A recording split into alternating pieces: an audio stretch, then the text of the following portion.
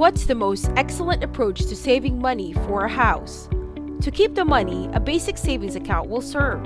When putting down a down payment on a house, you'll need your money to be liquid, not invested somewhere where it won't be easy to retrieve your money back.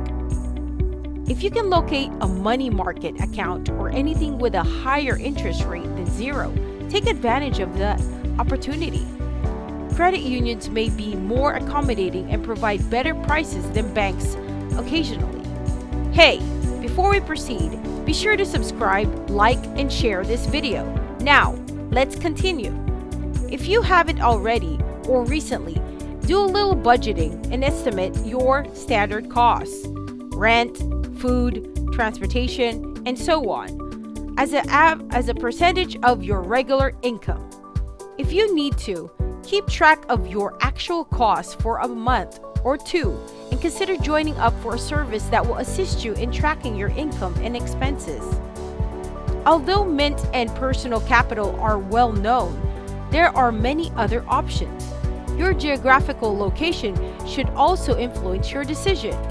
This is also an excellent time to search for strategies to reduce your expenditure during this stage. Is it possible to save money on transportation by taking the bus or bicycling to work instead? Is it possible to do your workout on the city streets or in a nearby park without paying for a gym membership? Have you searched around for insurance in the last few months? Is there anything you're still paying for that you're not using? Consider cooking or making coffee at home or renting a movie instead of going to a movie theater. Are you spending money on things you might acquire for free from your local public library instead? Do you have any high-interest credit card or student loan debt to pay off? There's more information regarding decreasing expenditures than I can include in a single paragraph. If you're looking for more assistance or inspiration in this area, do some web searching for more information. Make an automated transfer or set up a direct deposit for a certain amount or percentage of each paycheck to go into your home fund immediately after you get it, meaning before spending any of the money in your salary. If you get a raise, bonus, tax return, or other sources of increased income, maintain your spending at or near their current levels while putting their new funds into your housing fund.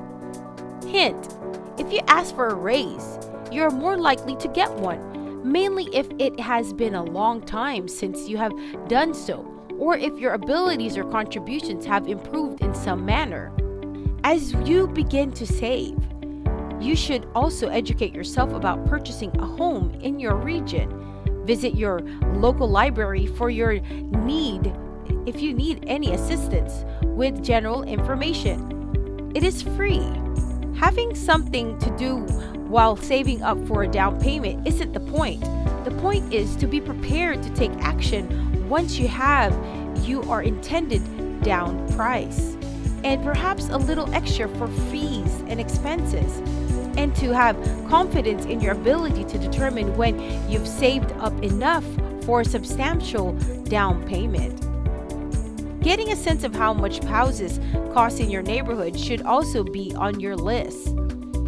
You may also begin attending open homes in your preferred neighborhoods to get acquainted with the local real estate market and estimate how much money you will need for a loan and down payment. At least in the United States. Other countries will require you to do your research. Most loans will demand private mortgage insurance, PMI, if you put less than 20% down on the house. If the average property in your area costs $100,000, a lovely round estimate that is reasonable in certain areas, you may set a goal of saving up the $20,000 down payment. Knowing this, you may do your math to determine how long it will take you at your current savings rate to attain your goal, or how much you must save every month, paycheck, another period, to reach your plan at a particular length of time. Alternatively, if you choose to pay PMI, you will at the very least be doing it voluntarily and understanding why you have made that decision. As you get more acquainted with your local housing market, you will consider the characteristics you want in a house. What kind of house do you wish to live in? If you're driving a vacuum cleaner, welding a paint roller, or writing a check to someone for carpet replacement, remember that bigger isn't always better.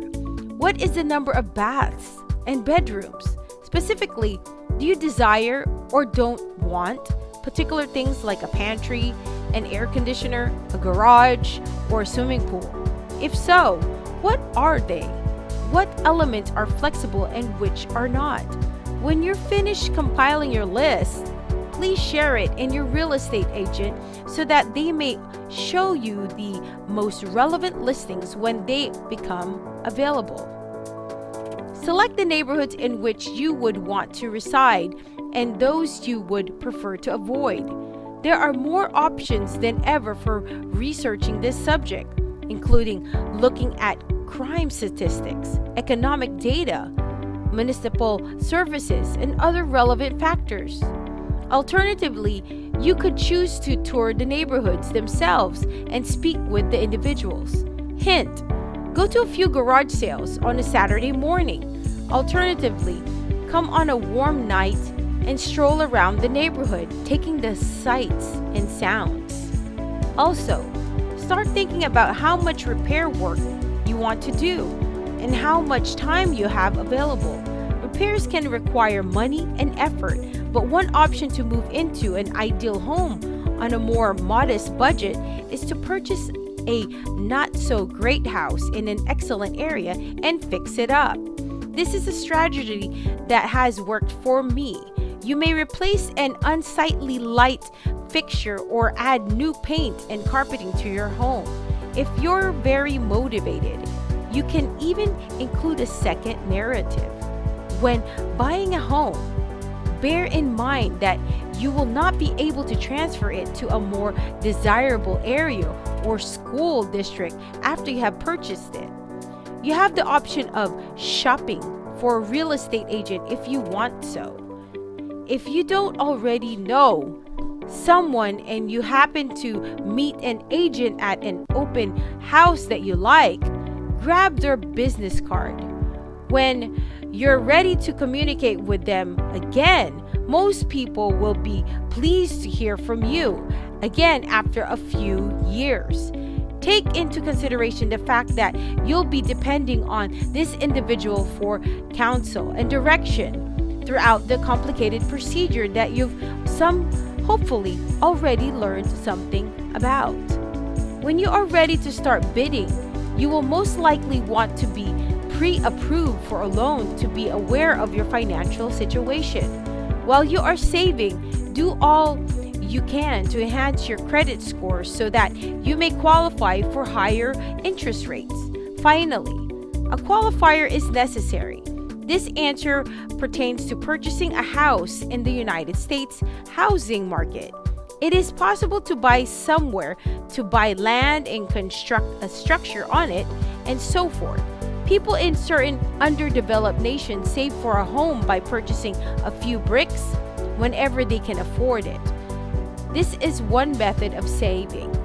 That may be an excellent tactic when banks are very untrustworthy, but that is not the topic of this response. Thank you for watching. If you want to keep improving and being inspired, subscribe and press the bell button to be alerted whenever we upload a video. This has been Market Profits Institute.